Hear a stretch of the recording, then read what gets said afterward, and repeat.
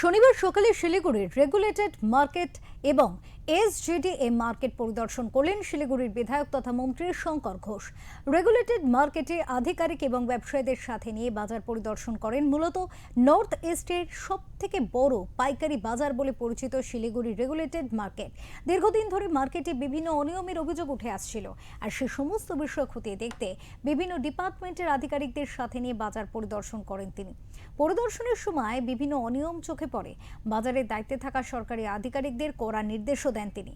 সময়সীমা বেঁধে দিয়ে তাদের বলা হয়, বেনিয়ম যত রয়েছে সে সমস্ত শুধরে নিতে হবে, না হলে আপনার বিরুদ্ধে ব্যবস্থা নেওয়া হবে। পরিদর্শন শেষে ওঙ্কার বাংলার ক্যামেরার মুখোমুখি হয়ে তিনি অভিযোগ অনিয়ম বিভিন্ন রকম হয়েছে এমনটাই বলেছেন এবং মানুষ পরিবর্তন চেয়েছে। আমাদের কারোর কাছে কিন্তু ম্যাজিক্যাল স্টিক নেই যে এখনই চাইলাম আর এখনই সমস্যার সমাধান হয়ে যাবে। গত 15 বছরে আমি বিষয়টি প্রত্যক্ষ করেছি যে অনিয়ম করে পকেট ভরানো হয়েছে। কেউ পকেট ভরেছে আর কেউ পকেট ভরতে সাহায্য করেছে। দুপক্ষের লোকই খারাপ।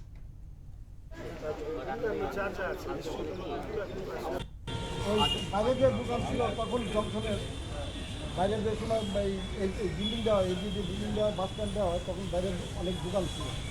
এই দোকানগুলো সরাই দিয়ে মানুষকে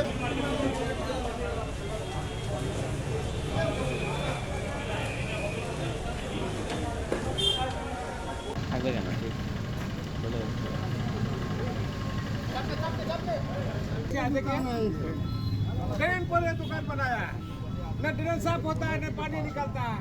জলা বিল্ডিং বানায় রাখছে ওইখানে মার্কেট ডুববে না কি হবে? ওইটা পরিচয় দেখেন না কি করে রাখবো বানাইছে।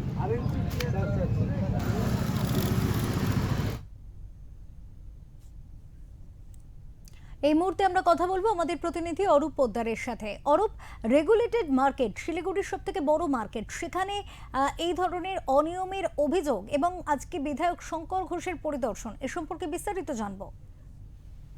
দেখো, পুরো তোমাকে জানিয়ে রাখি যে আজ সকালে তিনি আধিকারিকদের সাথে নিয়ে কিন্তু শিলিগুড়ি রেগুলেটেড মার্কেট পরিদর্শন করেন এবং আধিকারিকদের সামনেই কিন্তু ব্যবসায়ীরা বিভিন্ন অনিয়মের কথা তুলে ধরেন।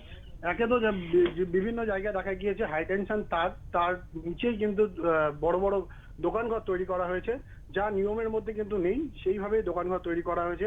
এছাড়াও যে নিকাশি ব্যবস্থা, সেই নিকাশি ব্যবস্থা বন্ধ করে দেওয়া হয়েছে, এমনটাও কিন্তু অভিযোগ আসছে যে এই নিকাশি ব্যবস্থা বন্ধ করে দোকান তৈরি করা হয়েছে।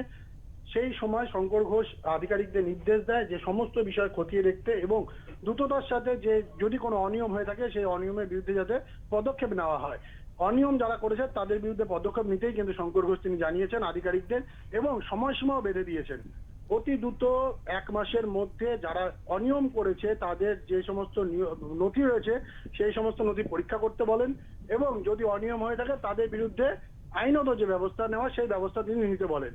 তিনি একটাই কথা বারবার বলছেন, গতকালও তিনি পর্যটন বিভাগে যখন তিনি মন্ত্রিত্বর দায়িত্ব নিয়ে তিনি যখন শিলিগুড়িতে আসেন তখনও তিনি বলেছেন যে আইনের নিয়ম মেনে যারা ব্যবসা করবে তাদের সমস্ত রকম সহযোগিতা করবে সরকার, কিন্তু যারা আইন মানবে না তাদের বিরুদ্ধে কিন্তু ব্যবস্থা নেওয়া হবে। এই কড়া বার্তা কিন্তু আজও তিনি দিয়েছেন আধিকারিকদের সামনে এবং আধিকারিকদেরও কিন্তু এই যে বার্তা সেই বার্তা কিন্তু দেওয়া হয়েছে।